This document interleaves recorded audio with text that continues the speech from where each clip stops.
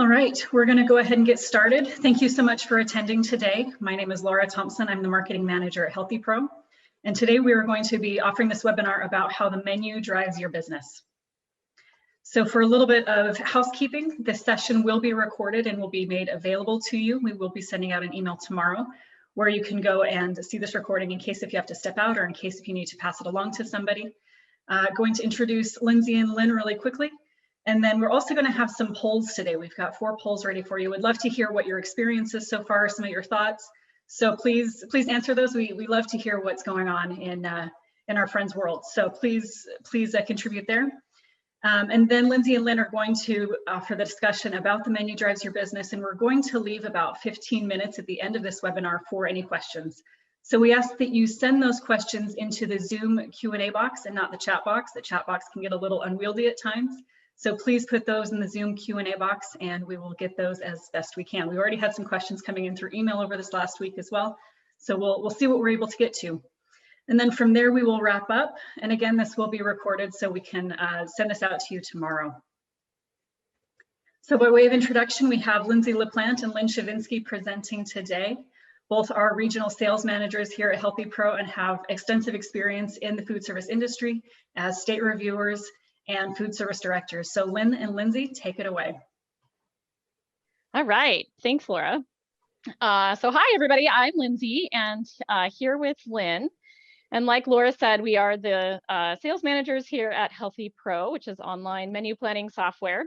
And just want to say thanks everybody for joining. We do have quite a few participants, so it's great to have everybody here. So menu drives your business. Buckle up for a discussion on how the menu drives your business. We are going to start with a poll question here. These are anonymous, so we'd love everybody to participate. So are you serving more or less or about the same number of meals as you would have pre-COVID? So what are you doing right now? Are you serving more meals, less, or about the same?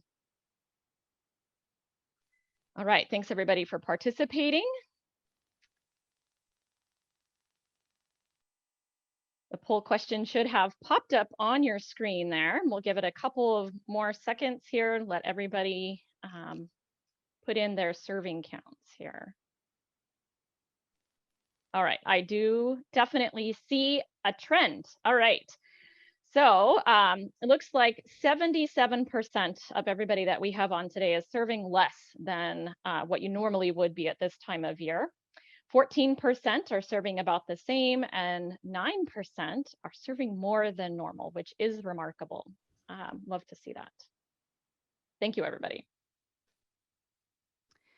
All right, so we're guessing that since such a large percentage of you are serving less than you normally do, that you might be feeling a little out of control, that things are not headed down the regular path that they would be. So we're kind of equating it to that you're on the edge of your seat, you're got your knuckles on the steering wheel, gripping it, trying to stay straight on a very slippery road during a very big blizzard where you can't see what's ahead of you and what's coming around the next corner. So part of what we want to do is walk through how are ways that you can get a little bit of control. And we asked the poll question because SNA had some data that we originally were looking at where 80% of districts were serving less meals last spring than normal. And our poll reflects about that same kind of number. Also, more than 66% of the people who responded said they expected to see a financial loss last year, and 23 still weren't sure. Of the 30% of the responders who felt that their fund balance would cover their losses for last year, were not sure that it would be there for this year. So hence our discussion, we can't afford to continue spinning out. All right, so how exactly are we going to get through this? Just like Lynn was saying, like hazardous driving, the key is to be prepared and then take it a little bit at a time. There may be distractions coming from all angles, but choose to move slowly and thoughtfully. And we must keep in mind that, food service, child nutrition is a business. So focus on the one thing that you can have a significant influence on with every decision you make. So it might be something like, how many hours do I need for the staff to work? Should I put carrots in a bag myself, or should we be able to buy them? What if I can't get the breakfast sausages that I'm looking for? What is the one thing that's driving all of those answers? And as you probably have guessed, it is the menu. The menu truly drives your business. All of the decisions that you make regarding income and expenses are going to come back to that planned menu. It is your vehicle that directs the operation of your program, and you are the driver. And how well you handle that vehicle is going to have an impact on your financial situation. So menu planning has become much more than just putting items on the menu that appeal to the kids. We've got a whole series of things that we now need to take a look at and address. And in order to get into control this year, as any year, we need to dig deeply into that menu. All right, so we know that most of you are just trying to get through each day. 77% of you are trying to figure out, gosh, how are we going to serve more meals to try to catch up from what we normally would be doing? Prepping food, serving, getting the paperwork done, and repeat every day, right? So we hear you and we feel you, but it is important to get out of that emergency mode and start making the decisions and then take control of that. So give yourself a little bit of time each day to really focus on that and administer your program. No one else is going to be doing it for you. And the general fund is having more education expenses beyond food services. You're going to have to plan for all of the twists and turns and detours and exits, hopefully no more exits that will be coming. So be creative, give yourself lots of grace, and just take that hour each day to really take control of it. So starting with a few rules of the road. We are federal and state programs, obviously, and there are certain requirements that must be followed. Luckily, USDA has been able to put in waivers, and so taking advantage of the kinds of things that will save you from them is great. The other thing to think about is that child nutrition, bottom line, is nonprofit. It's supposed to have a limited fund balance. Many of you, again, may have already used that fund balance, but it is there for a reason. So it goes quickly in emergencies, and now you may have to look at how do you just limit those losses. So focusing on income and expense and down to each individual meal is going to be crucial. All right, so because we know the reimbursable meal is the standard, you can figure out a single meal's maximum income. A quick and easy measure is free reimbursement rate plus the per meal commodity rate plus the state reimbursement, if your state has one, and then special benefits, the 7th sense certification at risk, or your location if you're in Alaska, for example. You might also calculate free, reduced, and paid by percentage of reimbursement and get an average income. Or for those of you with significant paid students, and if you're lucky enough to be serving a la carte right now, the calculation is total revenue divided by the per total meal equivalence. Since we know the income side, we are nonprofit, as Lynn was saying, we know the expense side as well. This number is your menu speed limit. So going with our theme here, the menu speed limit, you definitely don't want your costs to exceed that. So we're going to do a poll here so that you can actually take that number and figure out what that number is going to be. So are you using National School Lunch or summer feeding or something else? You had the option, summer feeding was extended. So that is going to help in terms of deciding what kind of reimbursement you're getting and how to figure out those calculations. All right, so it looks like about 3/4 of you are doing summer feeding, which is going to reflect a little bit more favorably in terms of your menu because it's a little easier to meet that those menu requirements. But it will impact the income as we were talking about your menu speed limit. All right. So As we said, the menu impacts income and expense. You have to break those numbers down into meaningful information that allows you to then adjust and work with them.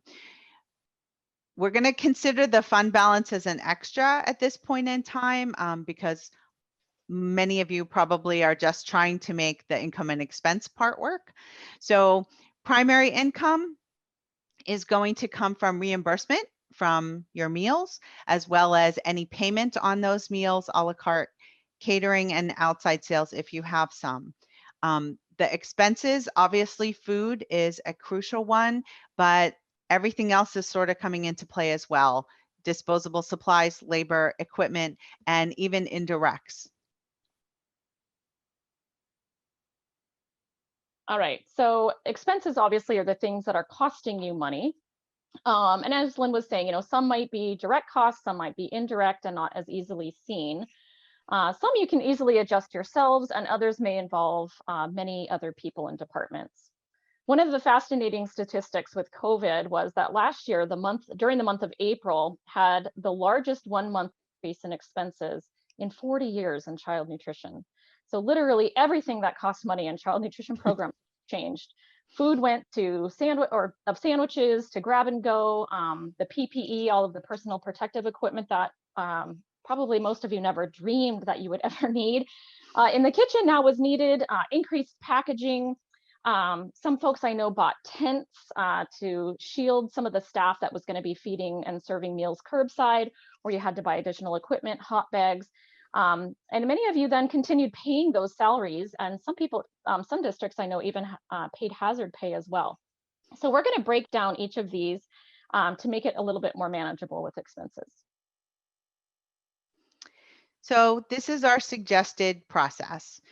Step one, you need to identify the cost. So we know the categories, but we need to get down to the pennies, which we're going to talk about next.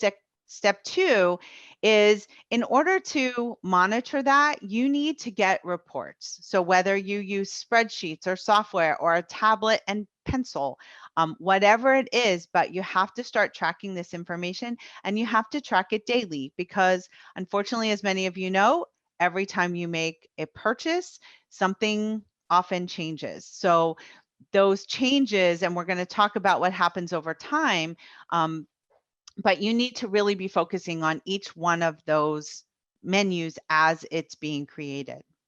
So we're spreadsheet people. We know that odd numbers jump out, and that's going to be how you look at something. So you don't necessarily have to get into nitty gritty. You should be able to see, oh, this number's a lot higher than the other numbers. And then step three takes those numbers, analyzes them, and then the key piece is making the adjustments so that you can pull those numbers back into the medians and the ranges that they're supposed to be in. So it's an ongoing process. You'll have to go through these steps. Again, things like cycle menus can help, weekly check-ins can help, and giving yourself that time each and every day. When you think about the changes over time, if you think about where you were in September, and many of you like to use your September menu the next year, right? Because you have a baseline of, well, this is how much it was.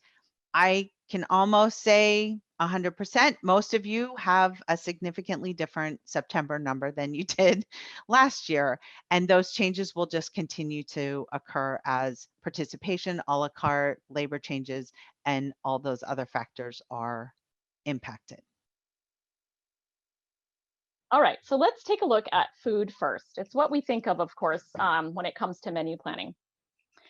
So during regular operations, it would be to use your bid items and the commodities, USDA foods, make the menu and the food appealing, right? It used to be the easiest part of menu planning, but now many adjustments may have been made as products are harder to get. What you normally would serve maybe isn't available. You've had to adjust your service style, maybe to serving in bulk or curbside or possibly in the classroom. And despite that, food is an expense that you can change quickly and with relatively little complications. So it really is the best place to start. So going through our steps, identify the cost. So first, you're going to have to cost out that menu, costing it every single time. You want to look at each individual item, as well as the cost of the entire day, as well as the cost of the week. So all of those calculations need to happen. Takes a little while at first, but ultimately, as you start to do your analysis, it should get a little easier. Step 2 is to do the comparison. Identify the cost of each day. What's the range of menu cost on your cycle from the first to the last? Drill it back down and look at the categories. How much do the entrees cost? How much do the vegetables cost? What is the full range of those, and what are your outliers? When so many people moved to prepackaged, your costs went way up. And things like side dishes that were often commodity or locally purchased suddenly started to significantly impact that food cost. And so we want you to break it down all the way into each of those items and each of those categories for comparison. All right, and then step 3 is to analyze and adjust if needed. Analysis should be the comparison between your different food items and the menu, as well as an overall comparison. And you can use the industry standards here. You can generate your own specific food cost percentage as a menu cost and an overall cost of the percentage of the expensive food. And then compare each day and compare the overall to the general food cost. In this case, we're using the industry standard of 35 to 45% of total cost. You should see some consistencies between the categories and your costs, and if not, then that final step would be to adjust. So now you're faced with, how do you adjust? So we're going to look at 3 main areas that impact your food. Primarily, the type and preparation of service that you provide, that's going to impact the kind of food that you have to buy. For example, if you're doing bulk, then you're going to purchase certain things and not others. The source of your food, how are you getting it? Can you get it? Who is it coming from and how often? And then recognition and acceptance of the food itself by your customer, which you may find has changed a little. So most of you modify your prep and service type already. So for example, many people put on the menu something with simple preparation of food on delivery day. And most of you probably don't offer products that need to be thawed on a Monday. And isn't that why you might move Monday's menu to Tuesday when you have a holiday on that Monday? What about quick to serve items on early dismissal days? So look at the cost of those menu days and note the types of food. And is there a big difference in food cost? And can you modify that version of this kind of planning and still keep your costs in line?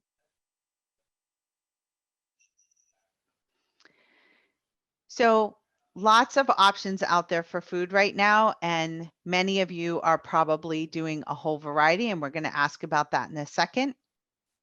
But if you need to change the kind of service or the type of food that you're using, you're going to need to keep track of that. So think about back in March, many of you started with grab and go meals, the sandwiches, the pre-wrapped items, just to be able to get it out the door when we're hopeful that this wasn't going to last a long time. And then as you looked at what's happening over time, having to change and potentially even moving to scratch items or speed scratch items. And look at the cost of those variables between the different kinds of service to help you determine what one of the options will be in terms of what you can do. There are pros and cons of each type, and that's what we'll discuss next. So we have a poll question here to find out, what kind of service are you currently doing? We know that a lot of you are doing mixes, so we do have a combination. If you're primarily doing one, go with that primary choice.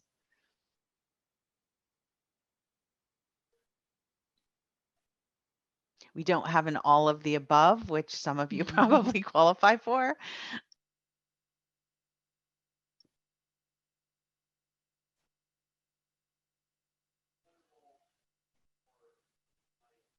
Ooh, look at that, lots of combinations happening. Yeah.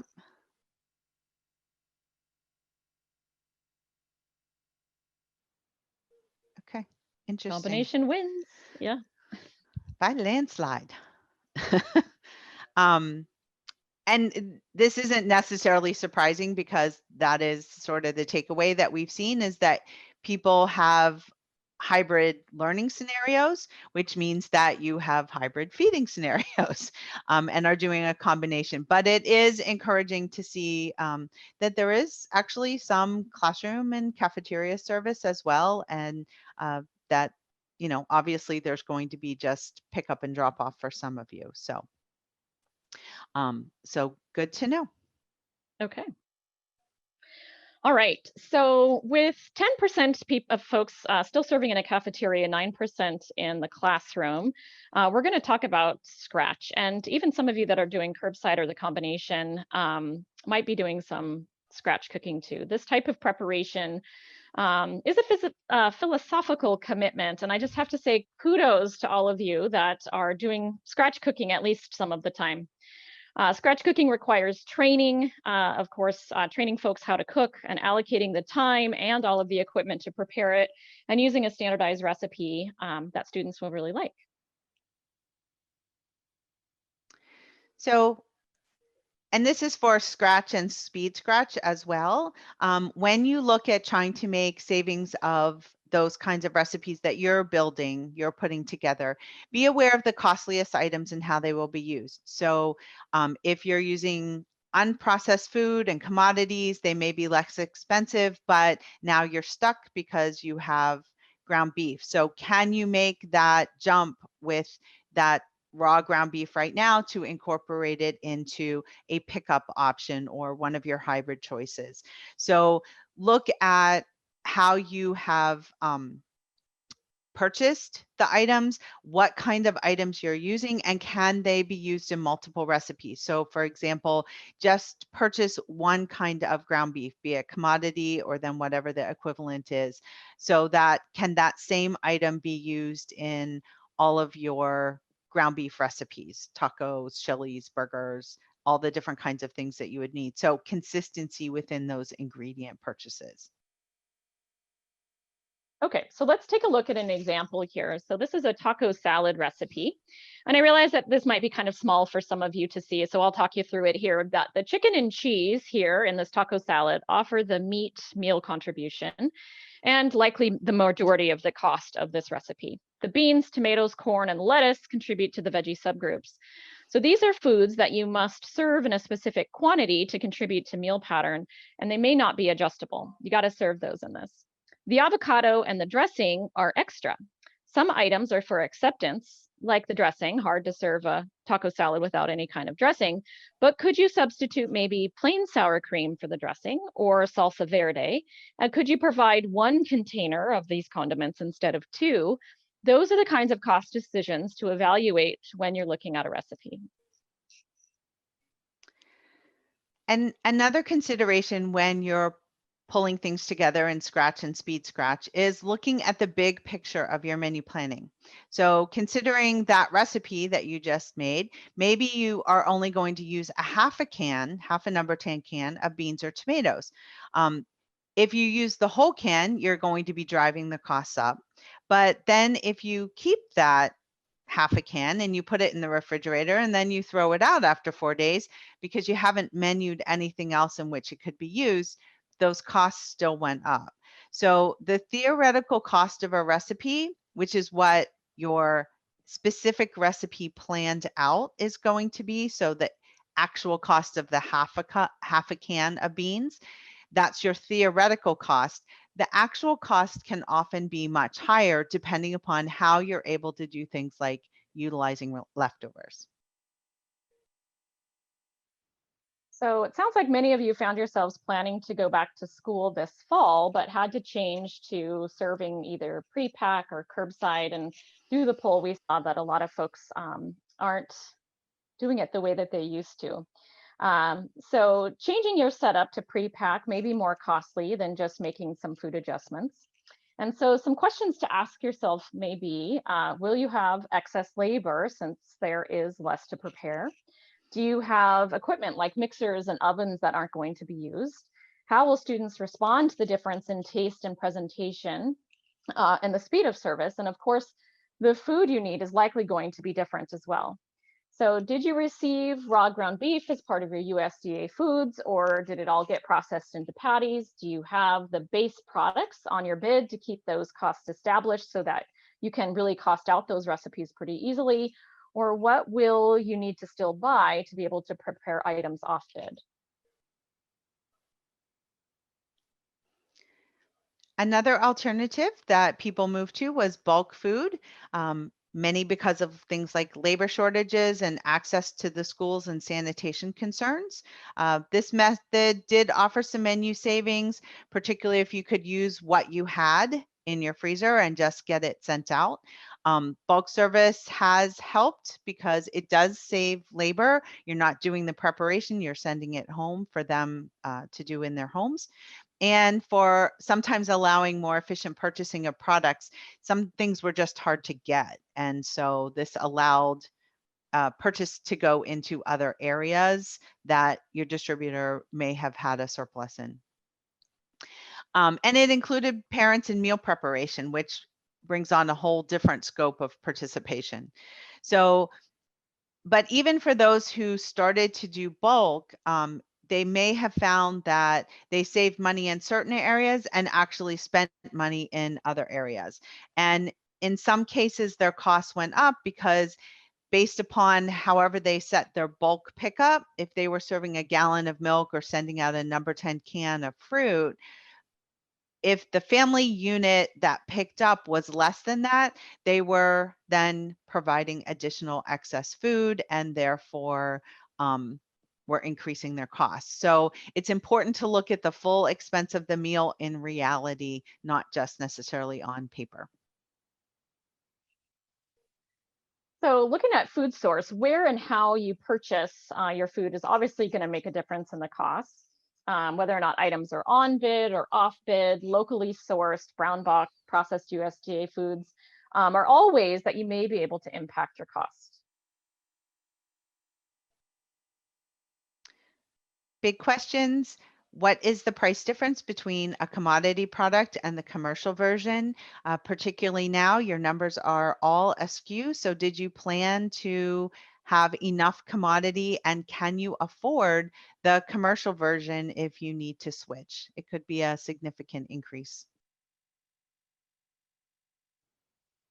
Some other questions, are you menuing items that you don't have a set price for? Just things that you can get to be delivered into your kitchens right now. If your non-bid or local prices are changing weeklies, are you watching to make sure that they aren't slowly creeping up to where they might surpass other sources? So be sure to keep an eye on those seasonal produce and market trends. For example, if local apples have just been harvested, take advantage of that now. Fresh apples may not be so cost effective as a local option maybe in the spring. So could you then pay for commercially prepackaged apple slices then?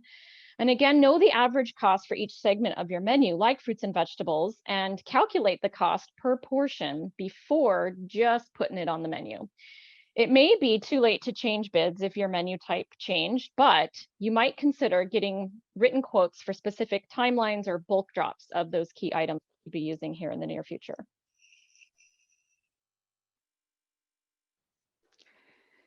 So sourcing foods also has become a potential issue for some people. Things are getting a little bit better, but more than ever, the distributors are looking for your quantities and the kind of amounts that you're going to be using, particularly over time, because they have to put their orders in. If you can focus on getting some consistency or at least the same consistent products and saying, this is what I'm going to base it on, that's going to help. Also, talk to your distributor about other things that may be able to save you some costs. Can you take a central delivery, and do you have excess staff that can help with those deliveries to each of your locations? Taking larger shipments, are there any ways that they can help you to save a little bit of money? All right, and let's not lose sight of student preferences of food on the menu. I know a lot of folks are just like, let's just get them fed, but we want to use foods that students are going to eat, right? Not really nutrition unless they put it in their mouth and swallow it. But it also needs to be within the cost range for the category of food. And of course, the students have to choose then to eat it. So your cost will go up if you over prepare even the least costly food items. Tracking meal numbers is a critical part of determining actual food cost. It has also been one of the hardest things to do during COVID, which we realize, not really knowing how many people are going to be coming curbside, whether or not you have to look at doing a pre-order or whatever it might be. But again, having lots of waste or leftover adds to your food costs. The menu might not be, or the menu could be very well planned out, but the overall cost of the food went up because there was too much or you had too much waste. So tracking the actual cost is that crucial step. And we want to mention here that it's not like it was before. Your menu service type is influencing food cost and student preferences. So the change in delivery could very well change the quality of a well-received food, making it suddenly unpopular. My son is a great example of maintaining. He used to buy the crispy chicken sandwich at the high school. They could count on his purchase every single day. And now that he's not there on certain days, and also when it's bagged, it's not necessarily as crispy, his purchase isn't happening. And so that regularity to which you've become accustomed isn't necessarily always there. We had another school district say that they had always done scratch cooking. They had made their own tacos in particular. And when they switched to some packaged items, the student acceptance went way down and people just didn't come even to get any meal. And so they put the word out that they switched back to their scratch options. And even though it was a little bit harder on the staff in terms of initially getting a prep scenario going, they got their numbers right back up to where they had been before once they went back to the food that the students recognized. So from a student perspective, there are lots of different menus, and a different menu may be the same menu, just presented in a different way. There is a lot to consider for food cost. So much that goes into it, but get into first gear and cost the menu item to create that baseline. Evaluate which items can easily be changed to fit within the cost range, and take a look at the total food expense as well to see if you have excess waste or those leftovers. Another direct cost is supplies and disposables. And this is probably that area that was fairly stable in the past, fairly consistent. You generally had all the items that you needed on bid. And then COVID hit, and next thing you know, you're buying things you never knew you needed and trying to get a hold of things as is everyone else at the same time. So costs in this area skyrocketed. And it's one of the places that really can be looked at closely, looking at what is it that I need to do to safely deliver this particular food item. People have been very creative in their packaging containers that they've come up with and different ways of being able to send. And that's kind of where the whole bulk thing came from as well. So the other thing to look at is you may have had emphasis in your secondary schools in previous budgets for a higher disposable cost, because typically that's where it was. But now if you're doing, particularly those of you in that elementary service or the classroom service, or even going to the cafeteria, you may find that your elementaries have higher disposable costs just because you serve more of those students. So looking at your past numbers may not be a very good reflection. And so recalculating these disposable costs is very necessary at this point. All right, next up is labor. And labor is likely your greatest expense. It is also very dependent upon the menu type that you're serving. And so while you may not be able to make adjustments to labor daily because of contracts and other arrangements that have been made, you do need to take a look at the overall cost and know how your menu design is contributing to that. So typically labor, including all labor benefits, should not exceed 55% in child nutrition school food service. So get a handle on the cost of each component of labor, such as actual time, if you have hazard or overtime pay, time off pay, benefits, extra time, substitute costs, and if you have vacancies, then get a total and a per hour expense. So then from here, you can look at the menu. And can you make changes to food that will decrease any adjustable labor if there is any? Consider operational changes, maybe like delivery times or money handling and paperwork, any of those outlying meal times, complex menu prep done by many, maybe an essential kitchen instead of at individual sites. And then looking to see if you can make adjustments from there. So once you get a total labor cost, you need to take a look at that efficiency level. And you can use meals per labor hour as a standardization.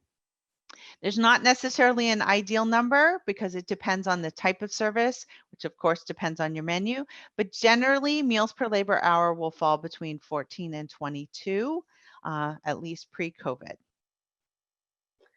All right, so we have a poll question here is, what is your current meals per labor hour?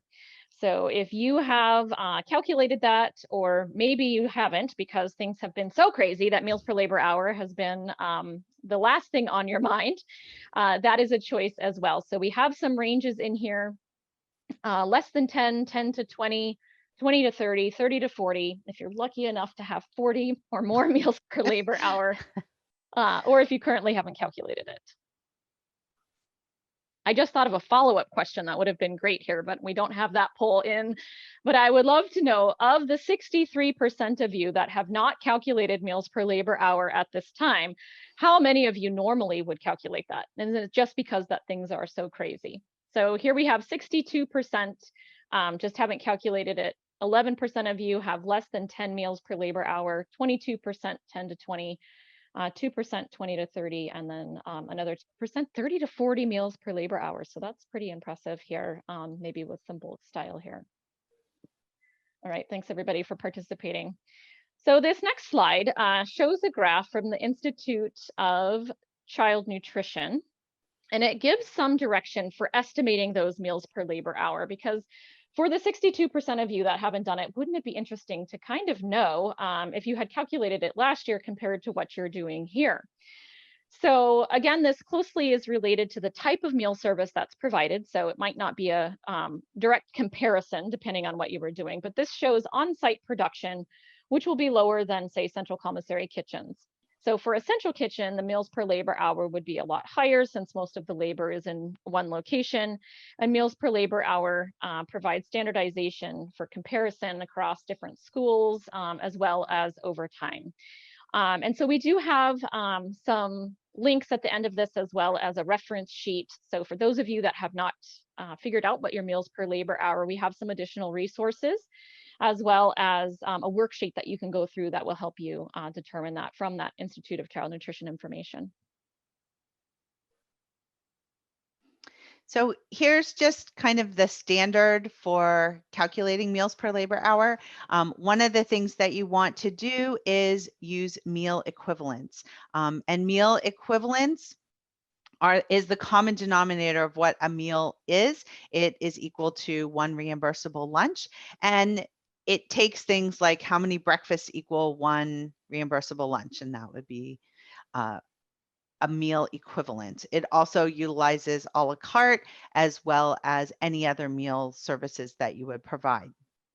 And as Lindsay was saying, one of the things you may want to do is do a past calculation, an overall calculation from last year to figure out what are the contributions for those meal equivalents. So if you're not doing a la carte this year, it would be great to have a number of how many meal equivalents came out of your a la carte pricing from the previous year to be able to make a comparison, because again, it comes back to how can you utilize this information about what you're doing for controlling your costs. All right, so sticking with labor here for just a little bit, that a lot of you probably have experienced some labor changes. I know it can be a very hard topic to talk about with your staff, especially if some are needing to be furloughed or if you've really had to change things. So as your meal service changes, so do the jobs needed to provide those meals. For example, you might no longer need to have a cashier or track meals by name. We're taking that by name meal count for those of you that are feeding under the summer waiver here, or time allotted for paperwork. Maybe you're not taking checks or cash in line anymore for deposits. And so can you adjust that time to assist with prep earlier in the day or curbside service? And as menu changes are needed, of course, the jobs are going to change too. So justification for the change in menu types and duties is important moving forward. And having that standard of meals per labor hour, even during these crazy COVID times, and having that per hour cost can allow for some unbiased changes if they need to occur.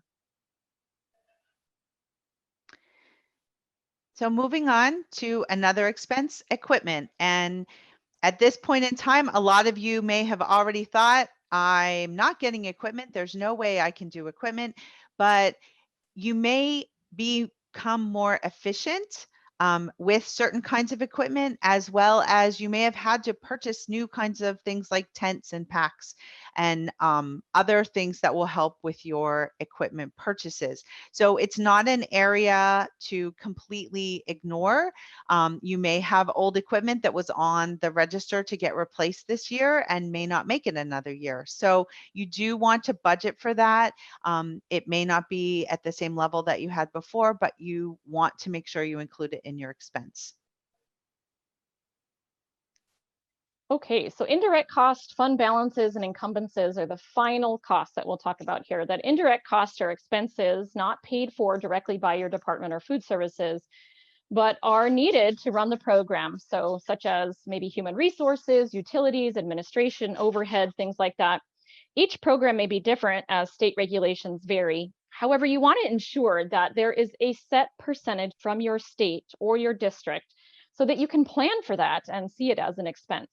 So I know this year, due to COVID closures, many states have changed their allocated funds, but it's important to talk to your business department about how this may be impacting the child nutrition department.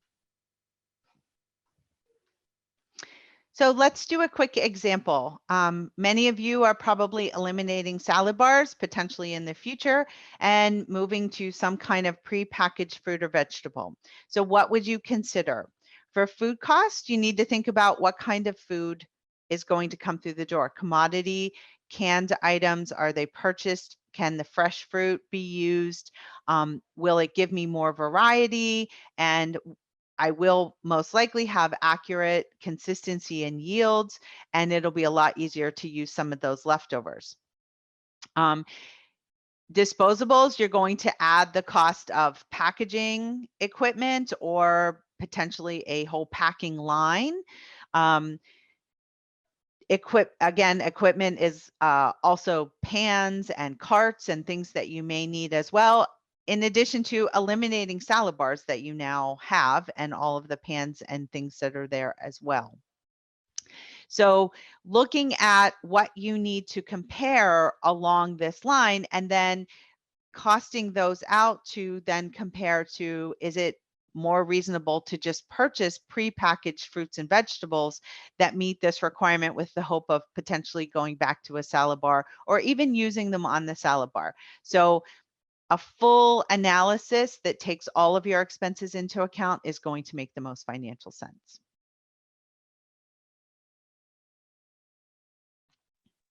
Okay, so bottom line is that you need to know the expenses as they relate to the menu and have them clearly identified and then work with it regularly. If you use the numbers, you can make informed menu changes by doing that cost analysis. Expenses, while they're not always super easy to cut and trim down, but they really are the place that you have the most control. So now we're going to talk about income, and one of the areas of income that's been significantly affected is a la carte. So we have a poll question to ask you if you are doing a la carte sales right now.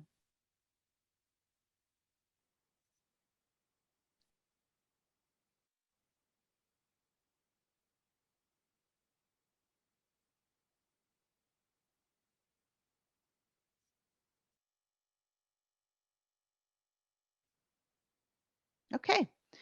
So it looks like about half of you are not able to do a la carte, which is not what we would be surprised to hear, because if you're doing some of the hybrid options, it's really hard to appeal as well. So thank you. About 53% are not able to do it. 29 are doing it, but not at the same amount. All right. So an area that's going to have a direct income, a la carte and catering, obviously those can benefit your program. It's a good way to appeal to those who are seeking more than just a meal. It's important that the price of these additional sales are priced appropriately. And using that USDA non-program foods tool can really help establish the prices in the proportion to food cost. So just keep in mind that a la carte is not meant to compete with your reimbursable meals, but must cover that full expense in the program. So I'm thrilled to see that at 50% are still sneaking in some a la carte sales, try to increase that bottom line.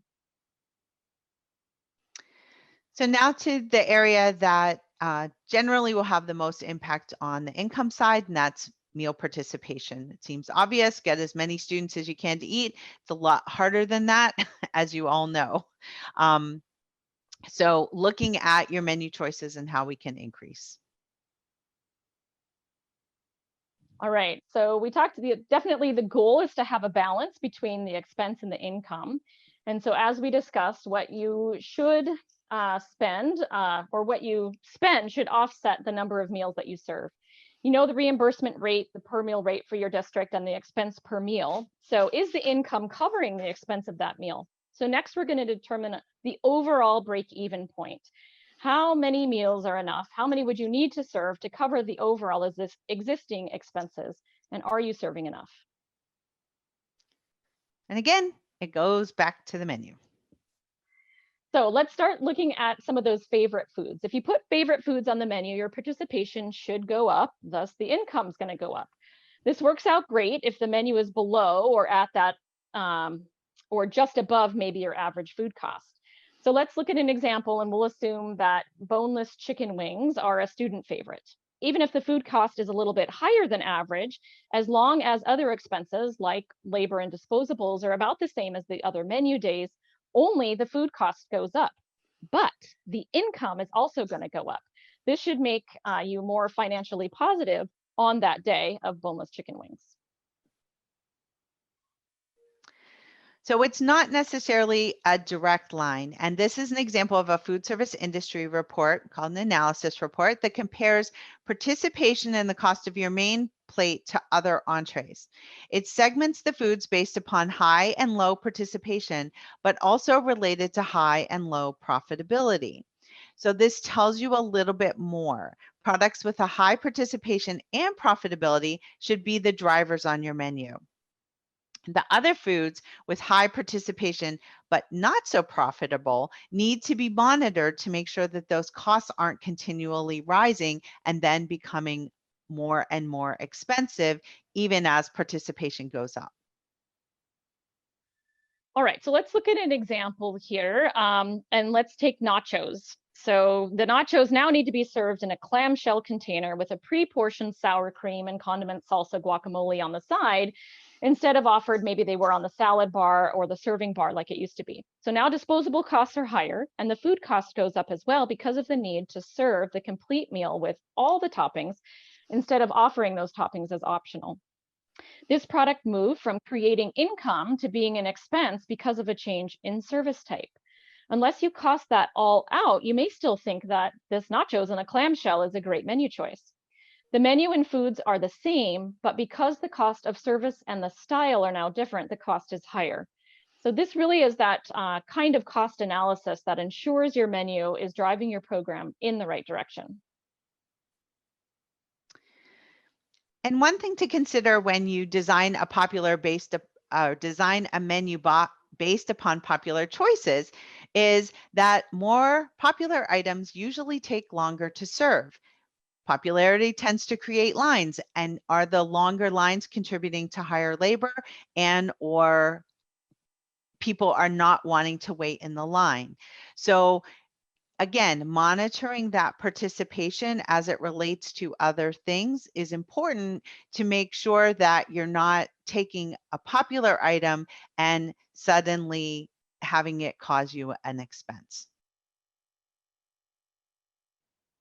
So really, when we say it all out loud, it seems pretty straightforward, just like driving a car. But do you remember when you first learned how to drive a car? I know for a lot of us, being 16 seemed like forever ago, or maybe some of you now are teaching somebody else how to drive a car. It's hard to see and remember everything: the gear, the mirrors, the temperature, the seat adjustments, road signs, and then all of the other scary drivers. Most new drivers have some kind of accident or incident within the first 6 months of driving. It is complex, but you need to keep driving, and then things become more automatic. And cars are helping out too. They're designed to be a little bit more tech, more high tech. And so just like a car, they have seat settings, they have automatic stopping and lane warning notices. And so you too should look for tools that can help you as well. As we mentioned, the ICN has all of these kinds of spreadsheets and reports, as well as obviously software, or again, a pencil and a paper. But just getting through to monitor what is going on the income and expense side per menu is going to make a difference. So we will have that information available as well so that you can take a hold of it, get your car going, and very slowly and thoughtfully begin this journey. So you know where you want to go. You just have to focus on how the menu is going to drive your business towards success. Thanks so much for listening today. We'll be here to answer some questions. And we also will have a little quiz for those of you that would like to have some professional development credit as well. All right, Lindsay and Lynn, thank you so much for your time here. If you have any questions for them, please put them in the Q&A portion of the Zoom at the bottom. We did have a couple questions come in, so Lindsay and Lynn, whoever wants to tackle this one. One of the questions came through: how do you increase participation? If we all knew, right? So one of the keys to increasing participation is actually knowing what your baselines are. So you really need to have an idea of what's a popular item, what's a less popular item, and probably the biggest key is once you know what's working, you need to find out a little bit more and get the word out. So more now than ever, you have to market your program. You have to let people know exactly what are in the pickup boxes that they're having, exactly what's going to be on the menu. And I know it's hard because they're bombarded with a lot of information, but you need to give more rather than less to your students and your parents. More information. Awesome, thank you. I know I'm in marketing, so that's what we spend our time doing, but it's how do you cut through the noise when there's so many emails going out? How do you make sure your information is visible? So whether it's email, website, social media, get it out there in as many formats as you can so that people can receive it. All right, and then the other question that came through, what are things that you should address with menu popularity and profitability? You can take this one too, Lynn, if you want to. Okay. So profitability and popularity are meant to be compared individually, but then compared together. Because again, this goes back to the concept of I have a really popular item, but the cost is significant. Well, that's okay if it's bringing in income on that day and everything else is the same. So as we said before, if your labor's the same, if your disposables are the same, and the only thing that's gone up is your food costs, but your income's going up because of participation, that's okay. And that's probably something you want to keep on your menu. But you have to monitor that because it's just as easy for that to then turn south, where it would be costing you more because now it's starting to impact everything else in terms of what that cost is going to be. Same thing with things that are low participation. Not every item you have is going to rocket. Not every item you have is meant to be the lead. Some things are known to be on your menu as a supplement or an additional choice. And if those things are rather inexpensive and quite profitable for you, that's exactly what you are getting out of them. They don't need to be your rock stars. They need to be just solid choices, but not costing you a lot of money and not taking a lot from your program.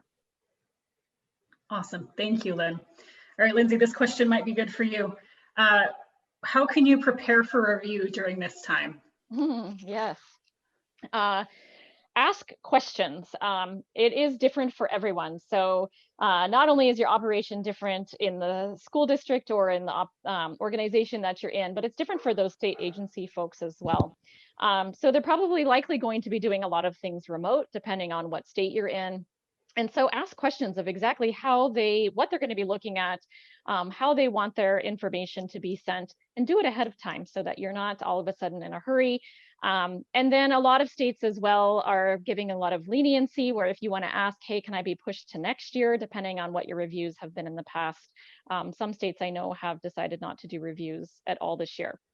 And then use the tools that are out there. There is a lot of information that's there. I recommend that if you are up for review and you are worried about it, start early so that it's not a panic when you are trying to gather all of your information. Use the tools, ask your distributors for information, especially if you're serving things that maybe you weren't normally serving, so that you have that backup documentation, and then check, recheck before you submit anything. True story. Thank you very much. All right, if you want to take the quiz for professional development for attending this webinar today, this link has been posted in the chat. So feel free to go there. You can take the quiz and then you will automatically get the certificate once passing the quiz. You will also find at that page these slides, and we'll get the recording up tomorrow, as well as a worksheet that you can download and use to help you as you work with this. So thank you so much for attending today. There also will be a URL after this webinar ends. If you'd like to give us any feedback about what was helpful today and what you'd like to see in the future, we'd love to get that feedback. Thank you again so much for coming, and we hope to see you again soon.